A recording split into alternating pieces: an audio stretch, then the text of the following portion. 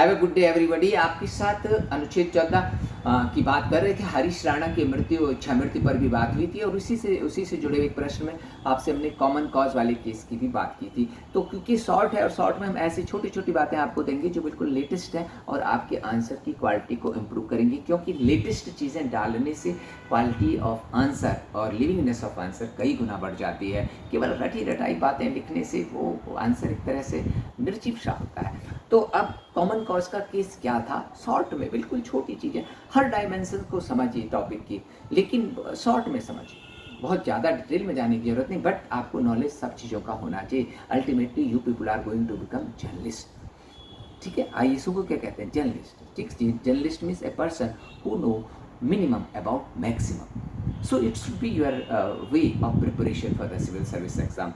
So common cause बनाम भारत संघ का मामला 2018 में सुप्रीम कोर्ट के सामने आया था और सर्वोच्च न्यायालय ने निष्क्रिय इच्छा मृत्यु या पैसिव यूथेनेशिया और लिविंग विल, ये वर्ड नया है, लिविंग विल, ठीक है, अग्रिम निर्देश, ठीक, को मान्यता दी थी और कहा था कि इस निष्क्रिय इच्छा मृत्यु के लिए लिविंग विल होना जरूरी है।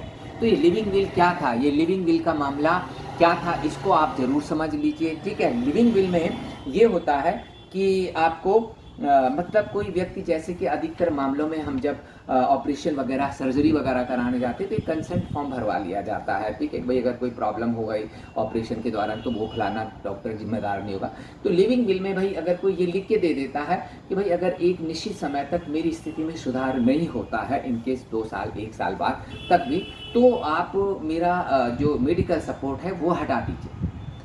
ये वो व्यक्ति लिख के अगर दे के चला गया है तो तब इसमें कोई कानूनी अड़चन नहीं रह जाती है।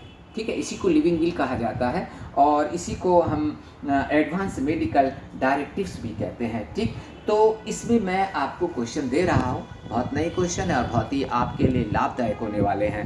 Living will, advance medical directive से आप क्या समझते हैं? कॉमन कॉज जजमेंट के अनुसार इसे बनाने की प्रक्रिया क्या बताई गई है, टिप्पणी करें। ठीक है, दूसरा क्वेश्चन भी बोल रहा हूं कि गरिमा के साथ जीवन और गरिमा के साथ मृत्यु को कॉमन कॉज जजमेंट में कैसे संतुलित किया गया, बताएं। Thank you.